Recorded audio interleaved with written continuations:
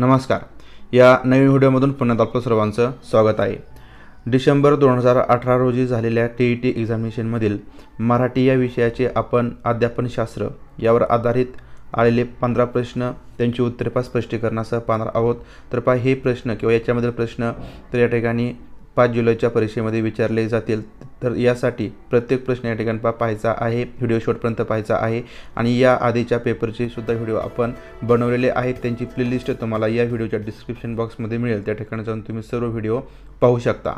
तर या ठिकाणी हा पेपर 1चा पहिला भाग आहे. पहिला प्रश्न आहे विद्यार्थ्यांना जेव्हा त्यांची शब्दलेखन आणि विरामचिन्हे वापरण्याची क्षमता वाढवण्यासाठी शिकवले जाते तेव्हा.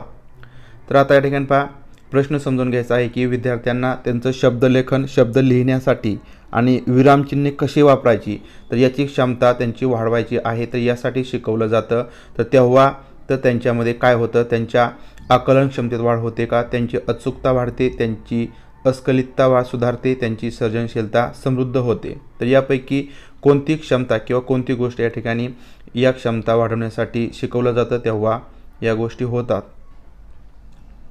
तर उत्तर येत असेल तर कमेंट बॉक्समध्ये सांगायचं आहे, त्याच्यामुळे तुम्हाला सुद्धा या ठिकाणी प्रश्नांची उत्तरे येतात हे समजेल. तर या ठिकाणी जेव्हा आपण शब्दलेखन विद्यार्थ्यांना शिकवतो किंवा विरामचिन्हे कशा प्रकारे वापरायचे हे शिकवतो तर त्यावेळेस त्या विद्यार्थ्यांच्या लेखनामधील जी काय अचूकता असते तर ती या ठिकाणी वाढत असते, त्यांची अचूकता वाढत असते. म्हणजे मराठी लेखन कशा प्रकारे करायचं ही क्षमता वाढत असते. म्हणून पर्याय क्रमांक 2 याचं अचूक उत्तर आहे. त्याच्यानंतर प्रश्न पुढचा आहे 92 क्रमांकाचा. भाषेच्या वर्गात वाक्यरचनेचा सराव म्हणजे काय. तर वाक्यरचना. तर वाक्यरचना तर याचा आपण सराव विद्यार्थ्यांना देत असतो. तर तो म्हणजे काय की विद्यार्थी वैविध्यपूर्ण नमुने अभ्यासतात आणि नेमकी उत्तरे शोधतात. विद्यार्थ्यांना शिक्षक मदत करतात आणि विविध माध्यमांच्या आधारे ते स्वतःचे सिद्धांत मांडतात. विद्यार्थी सभोवतालच्या जगातून वस्तूंच्या संदर्भात आलेल्या अनुभवांचा भाषिक उपक्रमांमध्ये वापर करतात. की विद्यार्थी स्वतः शिक्षण सामग्री तयार करतात आणि अनुभवातून ज्ञान प्राप्त करतात. तर वाक्यरचनाचा सराव आपण ज्यावेळेस विद्यार्थ्यांना देतो किंवा वाक्य तयार करा असं ज्यावेळेस विद्यार्थ्यांना अभ्यास देतो त्यावेळेस तो म्हणजे काय.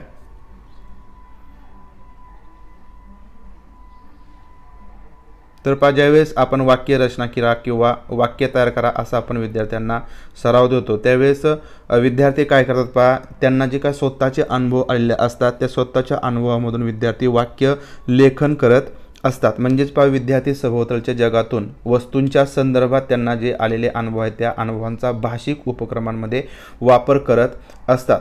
तर आपण या ठिकाणी जर कृत्रिमपणे त्यांना वाक्य तयार करायला सांगितले, त्यांना वाक्य तयार करायला जमत नाहीत, परंतु त्यांचे जे काय अनुभव वगैरे असतात, घरचे अनुभव असतात किंवा मित्रांमधील अनुभव असतात, बागेमधील अनुभव असतात, तर त्या अनुभवांचा ते या ठिकाणी या वाक्यरचनाचा सराव करत असताना उपयोग करत असतात. म्हणून पर्याय क्रमांक 3 याचं अचूक उत्तर येणार आहे. त्याच्यानंतर प्रश्न पुढचा आहे 93 क्रमांकाचा. भारतात प्रादेशिक भाषेच्या विकासासंदर्भात पुढीलपैकी कोणती बाब अडथळा ठरत नाही. तर या ठिकाणी प्रश्न समजून घ्यायचा आहे की भाषेच्या विकासासंदर्भामध्ये भाषेचा विकास करायचा असेल तर त्यासाठीची कोणती बाब, खाली 4 बाबी दिल्यात त्यापैकी एक बाब या ठिकाणी अडथळा ठरत नाही, 3 बाबी या अडथळा ठरतात. या ठिकाणी निगेटिव्ह पॉझिटिव्ह लक्षात ठेवायचं आहे. तर पर्याय पहिला आहे की लोकांना ही गोष्ट अपरिचित असणे, पर्याप्त सोयी नसणे, हा मुद्दा न समजणे आणि भाषांतराच्या अडचणी. तर यापैकी कोणता बाब, कोणती मुद्दा या ठिकाणी अडथळा ठरत नाही ते सांगायचं आहे. तर या ठिकाणी पर्याप्त सोयी नसणे. तर या ठिकाणी भाषेच्या विकासासंदर्भामध्ये काही सोयी नसतात तर ही बाब 100% अडथळा ठरते. हा मुद्दा न समजणे, एखाद्या भाषेमधील एखादा मुद्दा समजत नाही त्याच्यामुळे ती सुद्धा बाब अडथळा ठरते. आणि भाषांतराच्या अडचणीसुद्धा हा सुद्धा मुद्दा या ठिकाणी अडथळा ठरतात. तर लोकांना ही गोष्ट अपरिचित असणे, अपरिचित म्हणजे ओळखीची नसणे. तर या ठिकाणी भाषेच्या विकासासंदर्भामध्ये सर्व ज्या काही गोष्टी असतात म्हणजे ज्या प्रादेशिक भाषा असेल तर त्या प्रादेशिक भाषेमधील सर्व शब्द या लोकांना माहिती असतात, परिचित असतात, ओळखीचे असतात. म्हणून ही जी काही बाब आहे ती या ठिकाणी अडथळा ठरत नाही. तर याच्याशी या ठिकाणी निगडीत आहे. म्हणून पर्याय क्रमांक 1 याचं अचूक उत्तर आहे.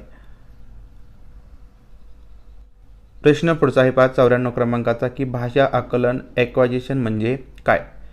फक्त आवश्यक शब्दांचा वापर करता येणे, मुलांना मातृभाषा नीट येण्यासाठी योग्य वातावरण निर्माण करणे, व्याकरणाच्या विश्लेषणासाठी आणि आकलनासाठी पद्धतशीर दृष्टिकोन स्वीकारणे, मानवी मेंदूच्या जन्मजात क्षमतेमुळे भाषा ग्रहणाची प्रक्रिया. तर पहा आकलन म्हणजे काय, यापैकी भाषा आकलन. तर पहा या ठिकाणी भाषा आकलन म्हणजे भाषा समजणे, फक्त भाषा या ठिकाणी समजणे हा या ठिकाणी मुद्दा आहे. तर पहा भाषा समजणे यासाठी या ठिकाणी पर्याय क्रमांक 4 की मानवी मेंदूच्या जन्मजात क्षमतेमुळे भाषा ग्रहणाची प्रक्रिया. म्हणजे या ठिकाणी पहा मानवी मेंदूमुळे जन्मजातच भाषा ग्रहणाची क्षमता असते, भाषा ग्रहण करण्याची क्षमता असते, म्हणून या ठिकाणी भाषा आकलन होत असते. म्हणून भाषा आकलन म्हणजे पर्याय क्रमांक 4. प्रश्न पुढचा आहे पहा 95 क्रमांकाचा. एक भाषा शिक्षक लेखन कौशल्य कोणत्या प्रकारे शिकवू शकतो. तर पाहता लेखन कौशल्य शिक्षकाला शिकवायचं आहे, तर यापैकी कोणत्या प्रकारे तो शिकवेल. द्रुत लेखन, डिक्टेशन, मुलांना सुस्पष्ट लिहायला सांगून, बुद्धीला चालना देणाऱ्या युक्ती वापरून मुलांना स्वतःच्या शब्दात लिहायला सांगून, की मुलांना लहान लेख पाठ करण्यास सांगून. आता या ठिकाणी पहा लेखन कौशल्य शिकवायचं आहे. लेखन कौशल्य शिकवायचं असेल तर यापैकी कशा प्रकारे तो शिकवणार आहे किंवा तुम्ही कशा प्रकारे शिकवाल, तर असा जर विचार केला तर नक्कीच प्रश्नाचं उत्तर या ठिकाणी पहा येतात. त्याच्यामुळे आपण विद्यार्थ्यांना कशा प्रकारे शिकवाल लेखन कौशल्य. तर पहा या ठिकाणी बुद्धीला चालना देणाऱ्या युक्ती वापरून मुलांना स्वतःच्या शब्दात लिहायला सांगून. म्हणजे पहा या ठिकाणी छोटीशी एखादी गोष्ट असेल तर ती गोष्ट या ठिकाणी विद्यार्थ्याला सांगायची आहे आणि त्याच्यानंतर जर त्याच्यामधील एखादा प्रसंग लिहा असं सांगितलं तर ते विद्यार्थी आठवून लिहितील. किंवा रस्त्यावरून येत असताना तुला कोणकोणत्या गोष्टी दिसल्या, काय काय दिसलं ते लिही, असं ज्यावेळेस आपण त्या विद्यार्थ्याला सांगू त्यावेळेस तो आठवेल, बुद्धीला त्याच्यात चालना मिळेल आणि तो या ठिकाणी त्याच्या स्वतःच्या शब्दामध्ये लिहिणार आहे. म्हणजे त्याचं लेखन कौशल्य वाढणार आहे. तर पण लेखन कौशल्य म्हणजे त्याला स्वतःच्या भाषेमध्ये लिहायला आलं पाहिजे, तर हे लेखन कौशल्य त्याला या ठिकाणी शिकवायचं असेल तर अशा प्रकारे पर्याय क्रमांक 3 तर हा पर्याय या ठिकाणी बरोबर ठरेल. प्रश्न पुढचा आहे पहा अस्खलित भाषा क्षमतेत कोणत्या प्रकारे वाढ करता येते. तर पहा भाषा क्षमता अस्खलितपणे आली पाहिजे, तर यासाठी कोणत्या प्रकारे या ठिकाणी ती वाढवता येईल, कोणत्या प्रकारे वाढ करता येईल. विद्यार्थ्यांशी संवाद साधून, विद्यार्थ्यांना समजत नसेल तर त्यांना गप्प बसण्यास सांगून, विद्यार्थ्यांनी केलेल्या चुका तिथल्या तिथं सांगून आणि सुधारून, संभाषणात भाषेचा वापर करण्यासाठी अनुकूल संधी उपलब्ध करून देऊन. तर आता या ठिकाणी पहा लक्षात ठेवा याच्यामध्ये जे काही पर्याय आहेत ते निगेटिव्ह आहेत. तर त्या ठिकाणी विद्यार्थ्यांशी संवाद साधून, फक्त विद्यार्थ्यांशी जर आपण संवाद साधला त्याची भाषा क्षमता वाढणार नाही, त्यांनी सुद्धा बोललं पाहिजे. संवाद साधून म्हणजे या ठिकाणी विद्यार्थ्यांना जे काही संवादामध्ये मर्यादा येऊ शकतात. त्याच्यानंतर विद्यार्थ्यांना समजत नसेल तर त्यांना गप्प बसण्यास सांगून. तर या ठिकाणी गप्प बसणे हा या ठिकाणी निगेटिव्ह वर्ड आहे. विद्यार्थ्यांना आपण गप्प बसण्यास कधीही सांगत नाही. त्याच्यानंतर विद्यार्थ्यांनी केलेल्या चुका तिथल्या तिथं सांगून आणि सुधारून. तर पहा याच्यामध्ये सुद्धा पहा भाषा क्षमतेमध्ये वाढ होत नाही. त्याच्यानंतर पहा पर्याय क्रमांक 4 येतो की संभाषणात भाषेचा वापर करण्यासाठी अनुकूल संधी उपलब्ध करून देऊन. म्हणजे या ठिकाणी संभाषणामध्ये जास्तीत जास्त भाषेचा वापर केला गेला पाहिजे आणि त्यासाठी अनुकूल अशी संधी विद्यार्थ्यांना उपलब्ध करून दिली गेली पाहिजे, तरच त्या विद्यार्थ्यांच्या भाषा क्षमतेमध्ये, भाषा कौशल्यामध्ये या ठिकाणी वाढ होणार आहे. म्हणून पर्याय क्रमांक 4 याचं अचूक उत्तर येईल. पुढचा आहे 97 क्रमांकाचा की भाषा शिकविण्यासाठी तयार केलेल्या आदर्श पाठाची सुरुवात टिंबटिंब यापासून होते. तथा भाषा शिकवण्यासाठी आदर्श पाठ तयार केलेला आहे, तर त्यासाठीची सुरुवात यापैकी कशापासून होईल. उद्दिष्टांची यादी तयार करणे, गोषवारा सांगणे आणि विद्यार्थ्यांना कृती करण्यास सांगणे, पाठाचा संदर्भ सांगणे, फळ्यावर लिहिणे. तर पहा तुम्ही या ठिकाणी पहा विद्यार्थ्यांना पाठ शिकवणार आहात, त्यावेळेस तुमच्या पाठाची सुरुवात यापैकी कशापासून तुम्ही कराल.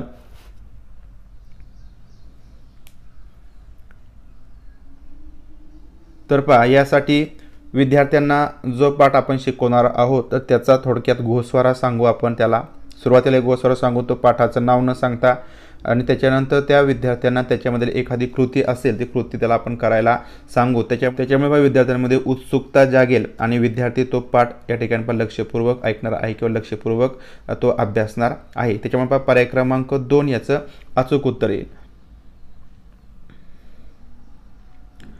प्रश्न पुढचा आहे 97 क्रमांकाचा की उपचारात्मक रेमिडियल शिक्षण म्हणजे टिंबटिंब कार्य होय. आदेशात्मक प्रशिक्षण संबंधी नकारात्मक सैद्धांतिक. तर पहा उपचारात्मक शिक्षण आपण या ठिकाणी देत असतो विद्यार्थ्यांना, तर ते शिक्षण म्हणजे काय?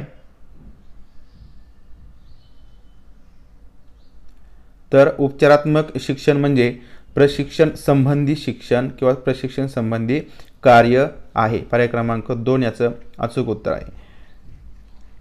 प्रश्न पुढचा आहे पहा 99 क्रमांकाचा.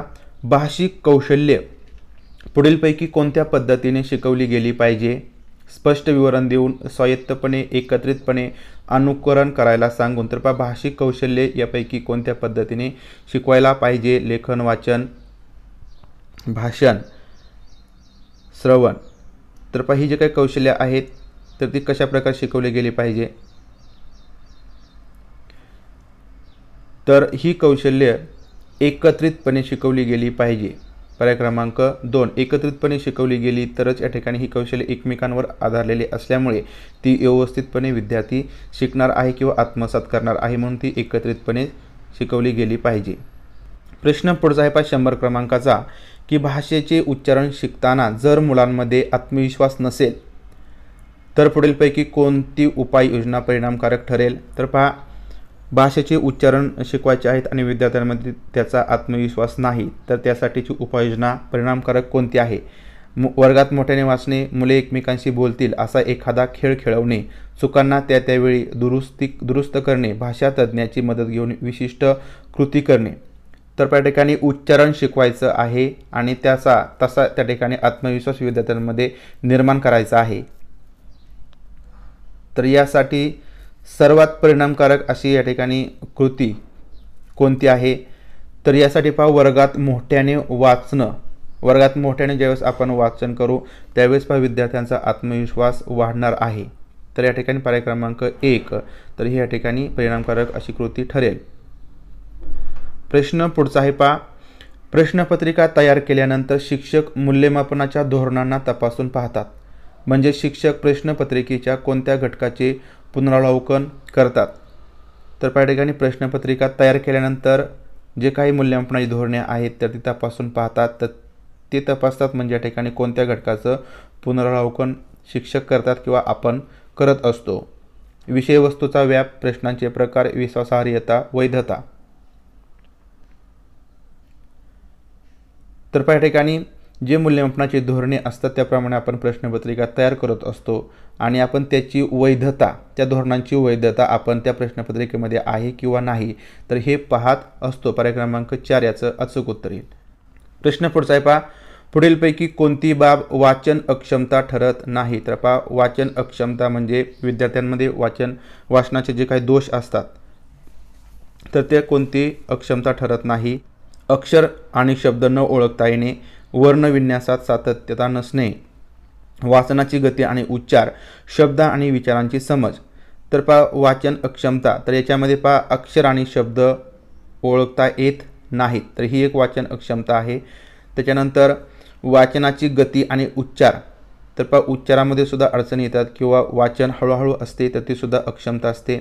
शब्द आणि विचारांची समज म्हणजे पहा शब्दांचा जो काही समज असतो किंवा विचारांचा जो काही समज असतो तर ही सुद्धा एक अक्षमता आहे.